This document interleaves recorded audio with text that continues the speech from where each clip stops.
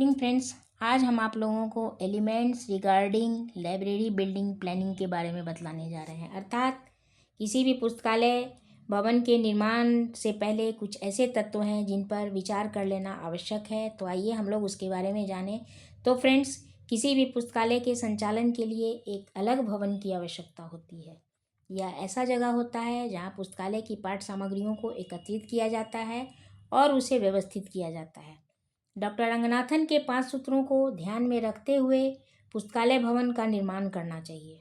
भवन निर्माण करने से पहले भविष्य की आवश्यकताओं को ध्यान में रखते हुए योजना बनानी चाहिए। अब हम लोग एक एक करके उन एलिमेंट्स को देखें जिन पर पहले विचार कर लेना आवश्यक है। तो पहला एलिमेंट है प्रोग्राम। प्रोग्राम अर्थात कार्य योजना। सबसे पहले लाइब्रेरी भवन के लिए योजना बनानी चाहिए, जिसमें हमें इन बातों का ध्यान रखना चाहिए, जैसे पुस्तकालय कहाँ स्थित होगा, उसको किस प्रकार बनाया जाएगा, पाठकों की श्रेणी क्या होगी, किस प्रकार की पाठ्य सामग्री एकत्रित की जाएगी। और प्रोग्राम बना लेने के बाद उसे लाइब्रेरी कमेटी तथा अधिकारियों से अप्रूवल करवा लेना चाहिए। दूसरा एलिमेंट है functions and services of the library, अर्थात ग्रंथालय के कार्य एवं सेवाओं पर विचार करना। पुस्तकालय भवन की योजना बनाते समय पुस्तकालय के कार्यों एवं सेवाओं का भी ध्यान रखना चाहिए, क्योंकि अलग अलग कार्यों के लिए अलग अलग स्पेस की आवश्यकता होती है।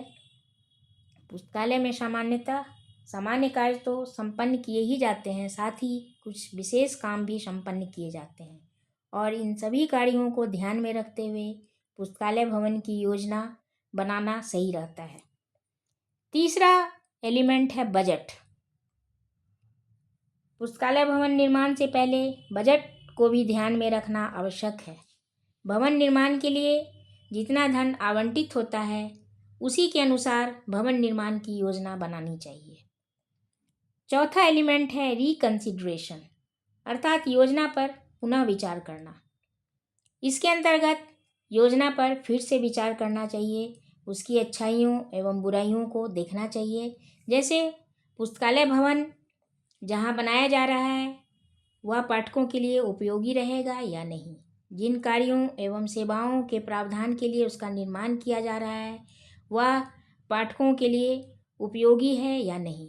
इन सभी बातों का निर्णय करने के बाद ही योजना को अंतिम रूप देना चाहिए। पांचवा और अंतिम एलिमेंट है फाइनलाइजेशन, अर्थात योजना का अंतिम रूप। तो इसके अंतर्गत जो योजना बनाई जाती है उस पर विचार करने के बाद योजना को अंतिम रूप दिया जाता है। उससे यदि सभी लोग, लाइब्रेरियन, अधिकारीगण तथा पुस्तकालय समिति के सदस्य संतुष्ट हैं तो उस योजना के लिए बजट के अनुसार धन की व्यवस्था की जाती है और इसके बाद उस भवन की निर्माण योजना को अंतिम रूप दे दिया जाता है। तो फ्रेंड्स, यह कुछ ऐसे तत्व हैं जिनको लाइब्रेरी बिल्डिंग के लिए योजना बनाने से पहले ध्यान देना आवश्यक है। तो आज हमने आप लोगों को बतलाया elements regarding library building planning. तो आज के वीडियो में बस इतना ही। Thank you.